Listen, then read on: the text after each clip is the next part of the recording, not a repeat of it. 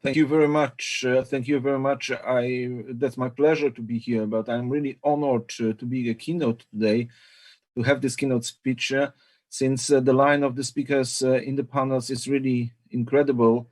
So my keynote can actually be just the introduction to the discussion that we will have in the panels, and which I'm waiting for really very, very much. Well, the pandemic crisis not only makes our lives more and more digital, but it also accelerates the adoption of the new technologies to support this digital transformation, and also to support the fight against COVID-19 and everything which happened during this COVID crisis. All of us rely on digital services in order to conduct our lives and our work, and as a direct consequence, there is an unprecedented augmentation in the personal data processing activities, and also at the same time in digital communication as a whole, and it takes place everywhere on our computers, around us, in the cars, in the fridges, in the pockets. This comes with a price also. Price for the rights and freedoms for data protection and privacy of individuals, which are already visible to us in increased numbers of cybersecurity problems, cybersecurity incidents, and the personal data breaches that we are dealing with. Today, I want to contribute to this debate by focusing our views on encryption from the perspective of the Data Protection Commissioner, Data Protection Authority. And I have to start by saying that thanks to General Data Protection Regulation, encryption is officially a part and a parcel of an effective data protection and privacy.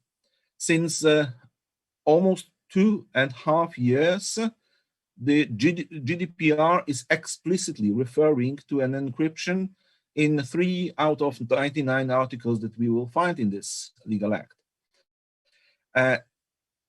In section on security of processing, in Article 32, it lists encryption prominently as the security measure for the personal data. Another situation where the encryption plays a role is in the assessment of the personal data breaches under Article 34. A controller may not be obliged to communicate a breach to the person in case the encryption was applied for the data which is concerned. And in both cases, the supervisory authorities will have to assess not only the risk related to this data processing as such, but also the need to understand how effective the cryptographic measures are. So this is not only the assessment of existence of that, but also the assessment of the effectiveness. In addition, Article 6, paragraph 4 of GDPR on the lawfulness of the processing allows for the processing of the data beyond the original purpose when the purpose is compatible.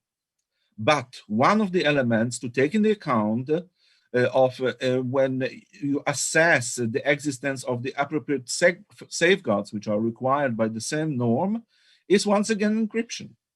And while these Articles 6, 32, 34 explicitly mention encryption, there are of course many other situations, many other contexts where GDPR mandates an appropriate technical and organizational measures. And this may include, and it often includes, encryption. For example, the data protection by design, data protection by default also starts with it. While encryption as such is not always mandatory, the GDPR expresses clear preference to such a measure. For these reasons, EDPS and many other supervisory authorities expect the data controllers and the processors to use the encryption whenever it's possible, whenever it's feasible, whenever it's effective. And that drives us to the, let's say, the main event of this summer in the data protection law. And this main event this summer was, of course, the Max Schrems II judgment. The European Data Protection Board, and EDPS is a member of the European Data Protection Board, has issued last week the long-awaited practical guidance that are following this Court of Justice landmark decision. The guidance is open for the consultations until until December.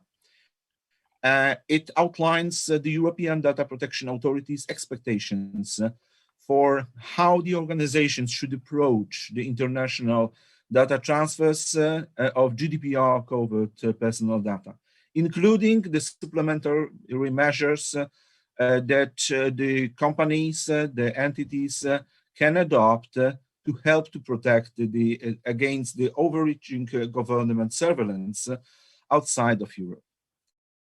As regards to encryption, the EDPB underlines that the strong, effective, state-of-art encryption in transit and at rest can help to provide the adequate level of the data protection, and this will particularly apply in scenarios where the data exporter uses the hosting services provider, which is in the third country. The European Data Protection Board, however, stresses that the encryption would only be effective supplementary measure if the cryptographic keys are retained solely by the data exporters or the other entities which are entrusted with this task, which resides in the European economic areas or in the countries which are covered by the decisions on adequacy issued by the European Commission. Here, we see clearly how important and appropriate encryption mechanisms are. They have the power to mitigate the risk that otherwise might force the processors to relocate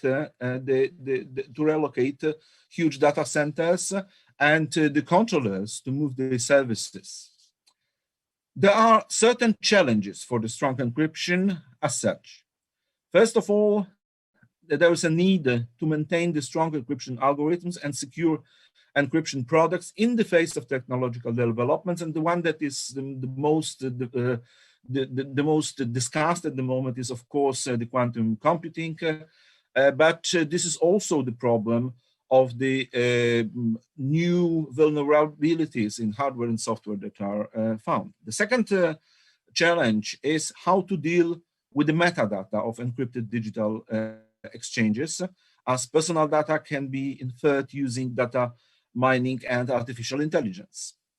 Both from the perspective of the individuals and from the perspective of the data protection authorities are very important, and both of them drives us to the statement that any weakening or circumvention of the encryption constitutes the limitation of the rules designed to protect the fundamental rights and to protection of the personal data and privacy.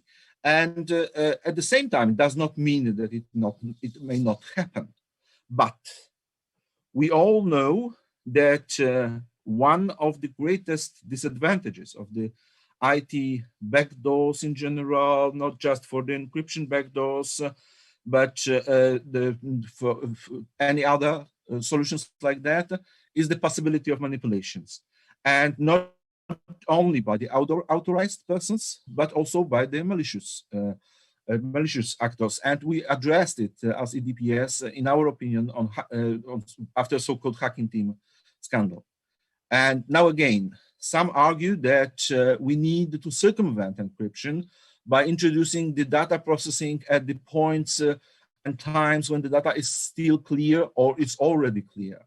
So the intention is definitely to inspect the real-time data for different purposes, such as detection of the criminal activities or the detection of the attacks on the IT and infrastructure.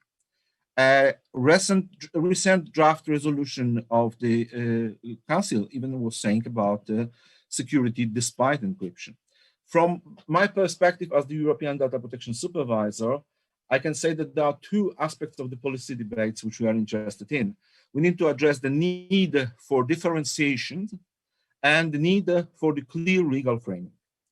First, in my view, there is no single approach to the request for lawful access that can be applied to every technology and every medium of communication.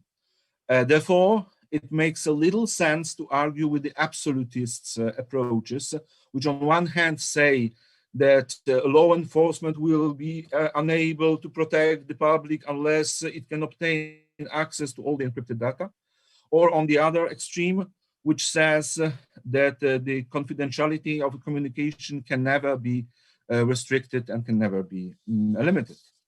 And secondly, the EU law and particularly EU Charter on Fundamental Rights require all the interferences to the fundamental rights to be provided for by law in order to guarantee the legal certainty and forcibility for those who are dealing with it.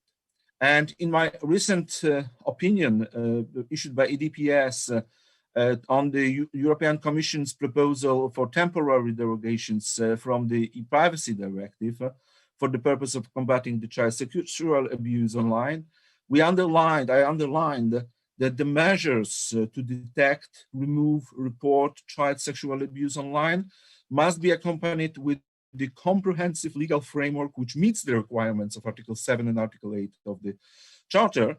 And in order to satisfy these requirements and the proportionality of these measures have to be kept, and the legislation must lay down clearly the precise rules governing the scope and the application of the measures in question.